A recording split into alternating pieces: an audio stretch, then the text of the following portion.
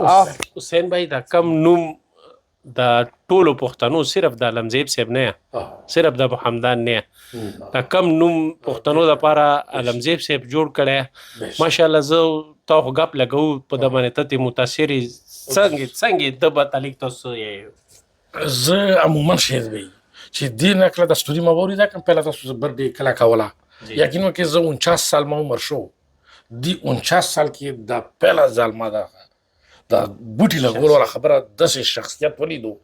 د بوټي والا کوم کردار د ادا کو زه انتهایی زیات متاثره شوم او دې دغه کې زه تاسو ته مینوالو میسیج هم درکوم چې ګوره داسې نه وي لکه ابو حمدان د شهید بي کومه خبره وکړه چې را یو ابو حمدان د پښتنو نه مروشنه کړ نو همدغسې زه وایم چې هر یو پښتون خپل قد کې انقلاب راولي د ابو حمدان غوندې د داسې یو کردار ادا کېږي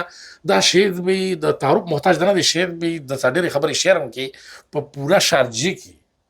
ښځې نه شارجې کې ماشومانان ابو حمدان ټول پېژني ابو حمدان نه مې باندې پېژني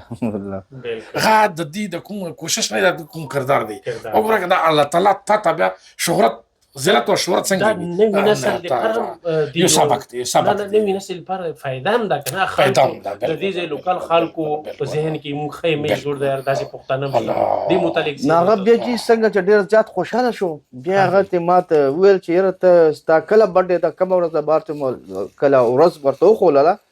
نو ما ته وایي چې دا په دې ورځ به ته خپل بوټي تیار کړه او موږ به خپله ځمکه تیاره کړو نو هغه چې بیا یو ورځ مخکې ما ته چې کوم ځای یاد کړ ما چې په هغې کې له چکر ولګو یاره زه حیران شوم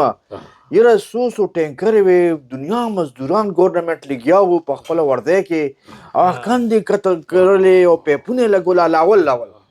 او مل دا زما لپاره تیارې کېږي یاره زما دې زړه کې چې داسې یو دغه راغی که نه مل خدای پاکه دا پکار چې زه ډېر څه وکړم یاره دې مل لپاره نو دې مل چې ما له هغه عزت کم راکړو که نه نو هغې نه زه سټارټ شوی یم او هر کال دا بوټي لګوم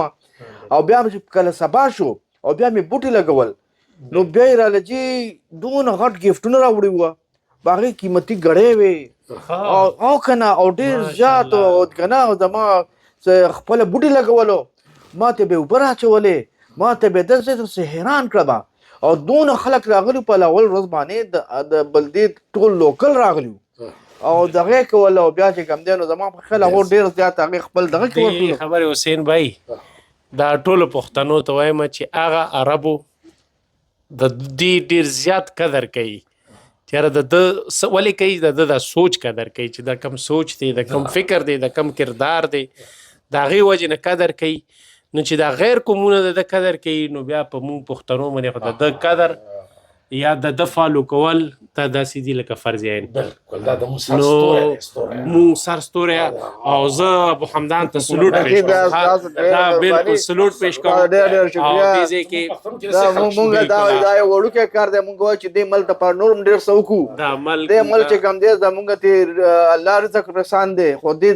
مل ته سبب جوړ دی او ډېر غریبان او ډېر زیات غریبان چې کوم دی دې ملک نه چې کوم دی ښه شوي دي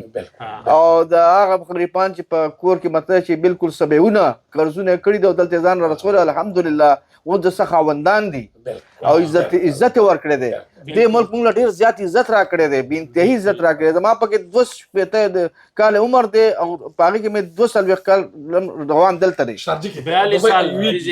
42 سال زما روان دی او یقین وکړه زه چې زه الحمدلله ما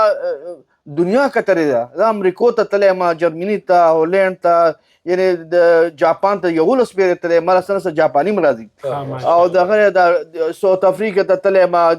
یعنې د دنیا مې کتلې ده هانګ کانګ کوریا ملیشیا یعنې دنیا الحمدلله خو دې هغه په خپل ځای ښه ملکونه دي خو د دې ځای خوند چې کوم دی که نه هغه نشته هغې چې کوم دی متحده عرب امارات زنده‌باد هغې وجه دا ده یو خو دا ستا کور ته نږدې دی یو ستا دلته کلچر موجود دی خپل پښتانه موجود دي دا اوس موږ چېرته ناست یو کباب مدینه دا چېرته هلته ملاویږي یو تاسو چې چېرته کښېنئ جی جی روټۍ له حلال شی ملاویږي دا پک نشه چې دی کې به صحیح او که نه وي مونږ خو اکثر الحمدلله کله چې سټار ته ځو یقین وکړه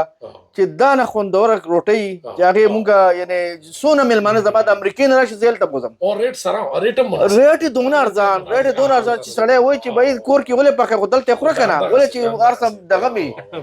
نو زما خو زه خو ډېر زیات کله چې ستا نه چې کوم دی نو ډېر زیات پارسل یې وړم کور ته او فیملیان یې څو پیرې اکثر راولم یعنې هر هفته کې نه په دویم هفتې لازم راولم فیملی حال تیار شو شاته انشاءالله فیملی ډېر بهترین حال دا ډېر ښه کار وشو قریب به افتتاح کیږي انشاءالله